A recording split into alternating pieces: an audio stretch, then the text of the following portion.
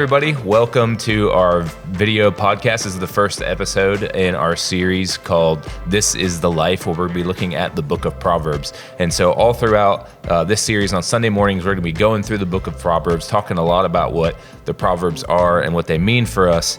But a lot of the stuff we're talking about on Sunday mornings comes from kind of the introduction and the end of Proverbs. What we're doing in these video episodes is we're talking about some of the individual Proverbs themselves. So we'll be covering a lot of Proverbs 1 through 9 and then Proverbs 31 in our sermon series. But we're going to be talking about the Proverbs of Solomon mainly here in this series, this video podcast, so chapters 10 through 31.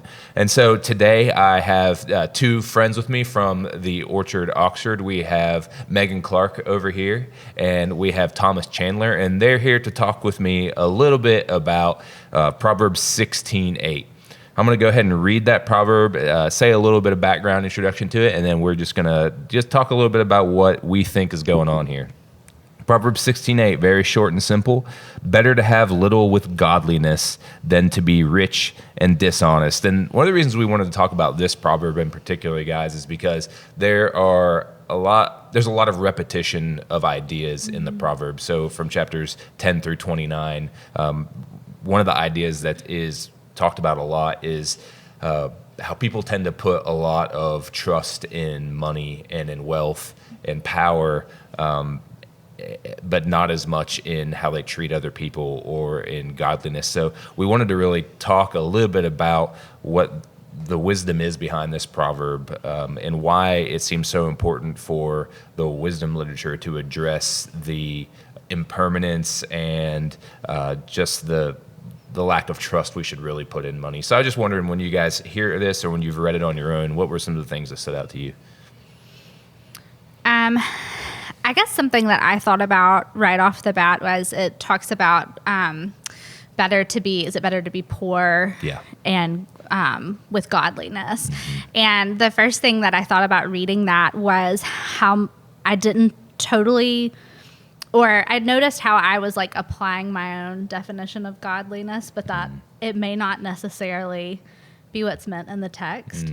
That like I bring my own experience to that. And so I wondered a little bit, first of all, like, what do you think it's saying is actually the good thing there? Like, what do you think they mean by godliness instead of me putting my perspective on it? Well, and that brings me to a really interesting point is that, we love the NLT around here at the Orchard, but it's not always the most, kind of verbatim or like close to the original language as some other translations. But the word here for godliness, better to have little with godliness, is this Hebrew word sadak, which is righteousness. So when I think of righteousness, I don't know, Thomas, what do you think when you hear righteousness? Yeah, just that first thing that comes to mind is Jesus, right? Like I think of perfection. I think of like good. All the goodness of who Jesus is. When you read this verse, really what pops into my mind is all the news headlines, right? Of like all the scammers and the frauds and all the deceitful things that have been done to gain this thing that, like you said, is impermanent, that is not going to benefit us when we leave this world. That's right. And so this righteousness, this right living, this good way of life to achieve what we actually need in life, like it's just, it seems like it's so hard to find sometimes. Yeah, I think you're talking about Jesus as a standard. That's a great definition of righteousness. Jesus is the one in Matthew 5:48 in the Sermon on the Mount. He's kind of echoing the Levitical code of be holy as your Father in heaven is holy. He says be perfect as your Father in heaven is perfect. So I think, this righteousness isn't just about like be a good person. It's better to be a good person, be poor. But no, to be righteous, it means like it's better to have little, but follow God and do what God commands than it is to be rich and dishonest. What about the second part of that stanza? Anything stick out to either one of you? I mean, you talked a little about fraud and scammers, but what is that?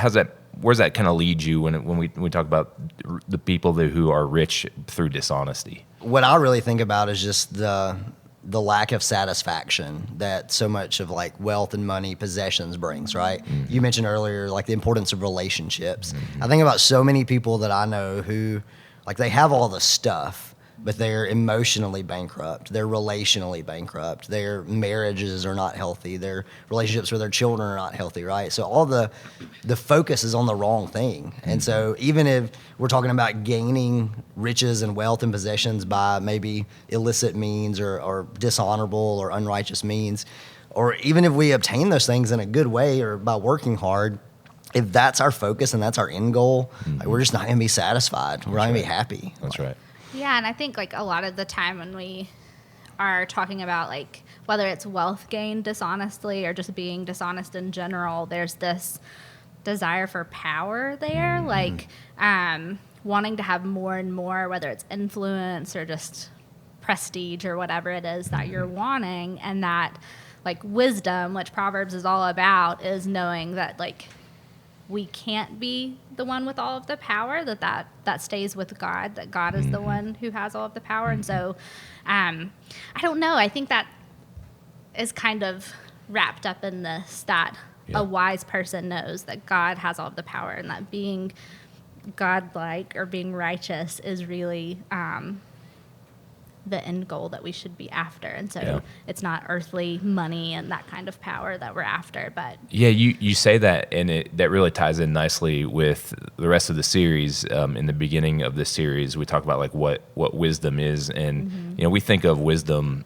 primarily as this like cerebral thing, or like maybe intelligence or whatever. But wisdom biblically is the start of the wisdom is the fear of the Lord. That's the first step. Right. But it's like a skill to be learned and applied to real life. And so all these proverbs, and I think that's why we see a repetition of similar themes in these proverbs, is because they're meant to be skillfully applied to life. And so I think what you're saying there perfectly applies to that, because it's saying like this isn't just like a nice pithy statement. This is something to be applied to life, and I think what you're seeing is the takeaway here for wisdom is the wisdom of being godly and not trusting or not putting too much stock in wealth is because wealth is impermanent, but also because God is the one ultimately that has the power, and anything good ultimately comes from him. I just want to hear your thought if we change that second stanza just a little bit, because in Hebrew, so we're reading, then it's better to have little with godliness than to be rich and dishonest. In Hebrew, that last word there, we translate as dishonest in the NLT, is mishpat, which actually means injustice. So it kind of maybe changes a little bit of the way this sounds. Better to have little with righteousness than to be rich through injustice. How does that change this proverb for you at all, to hear it in that way? I think it clarifies it in a helpful way in my mind, that like it just seems more specific to me than the language that we used earlier. What do you think? I think it raises the stakes a little bit. Like, it makes it sound more severe, right? That like it's not just being dishonest, but like it's doing wrong by people to get what you want in life. And so I think it raises those stakes and puts a little bit more positive pressure, I guess, on us to make sure that our mind is focused like the right way that it needs to be. Yeah. So if you inverted this proverb, because there's a lot of compare and contrast in Proverbs between wisdom and choosing the way of the wise, which is the good way, and the way of folly, the way of foolishness. So if you inverted this proverb, you would have something like a fool would be someone who would seek after wealth through injustice. How would you seek after wealth through injustice? Like how does that, even in our day today, practically, how is that done? Well, I mean, I think about like cheating and fraud being really obvious ones, but also just any time that I think it's so personal, but like any time that we're taking more than we need, and whether we realize it or not, like I think there are so many different areas of our lives, whether it's through the food we eat or the clothes that we wear, that like we don't always think about how we're impacting people on the other side of the world through those things or things like that. That's what it makes me think of. Yeah. Well, and the inverse of that is giving. So I think about times in my life where instead of giving of the first fruits, I would give like at the end of my budget month, right? So like, okay, Lord, if I get to the end of the month and the money's there, then I'll tithe, right? I'll give to the charity or the church or whatever. But it's such a bigger blessing when like you can just trust the Lord and have that faith on the front end and just give up front, and then God takes care of things through the month, right? So the giving and the taking, like I think it's the right.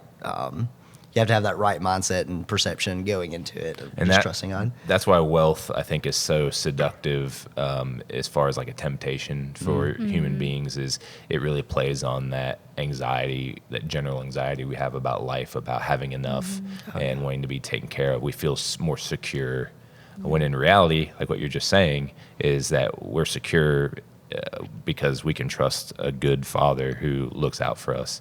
You know, Jesus said, again, Sermon on the Mount, seek first the kingdom of God and his righteousness, and you'll have everything you need. You know, don't worry about all these little things that you tend to worry about, but we love to worry about those little things. Love to worry. And a lot of those things are centered around wealth.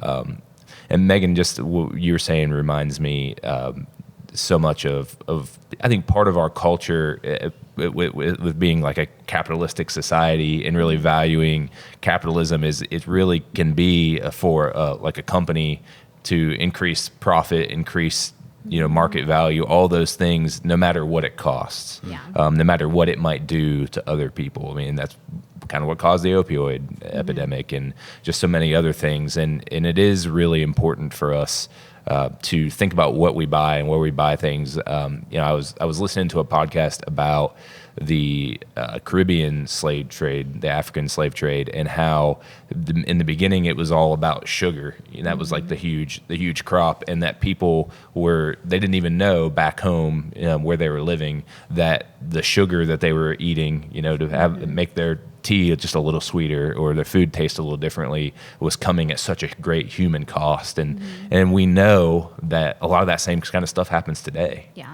And it's really easy just to sit back and not even think about where I get my clothes or where I get my shoes or where I get whatever, when in reality is it could be really hurting people. Yeah. And I think it can be really overwhelming too.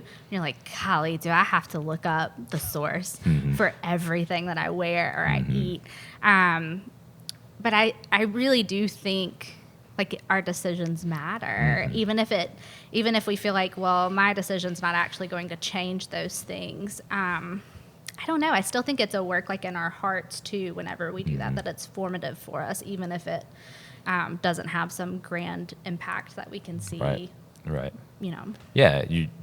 It might cost a few more dollars to buy the same thing if knowing that it's ethically sourced, in a way that's not hurting other people. And that's the thing is for ourselves to not profit through injustice, but also to not basically help other people profit through injustice. So that's just one practical way that you look at the wisdom of just two sentences, two stanzas of poetry here in Proverbs and see how it applies to so many different ways in life. Well, Thomas and Megan, I'm so glad that you guys joined me for this conversation. It was really insightful. I think brought out a lot of really great things.